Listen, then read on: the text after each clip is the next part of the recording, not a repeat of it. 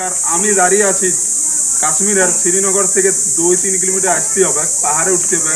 এটা মন্দিরটা খুব জাগ্রত মন্দির। মন্দিরের নাম হলো শ্রী শঙ্করাচার্য মন্দির। দেখো এই পাশে একটা বাঙালি দাদা, কি নাম দাদা আপনার বলে দিন?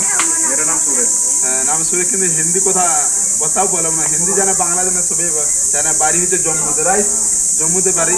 আমি যেমন বেরিয়েছি অমরনাথ যাত্রার জন্য, এই দাদাও যাবে যাত্রা অমরনাথ 3 জুলাই এখন হচ্ছে, কিন্তু ওখানে থাকা খাওয়ার সব কিছু বন্দোবস্ত আছে। দেখো আমরা বাংলায় কথা বলছি কিন্তু আশেপাশে মানুষজন বাংলা বুঝতে পারে না, এই বলছে সে এই কি বলছে, তাহলে পাগল হয়ে গেছে।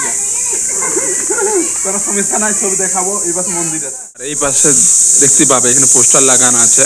কারণ পোস্টার লাগানোর এখানে মন্দির কে কে দর্শন করতে এসেছিল, এই জন্য দেখো এখানে সচিন তেন্ডুলকর এসেছিল দর্শন করার জন্য। অনেকগুলো এমপি এসেছিল।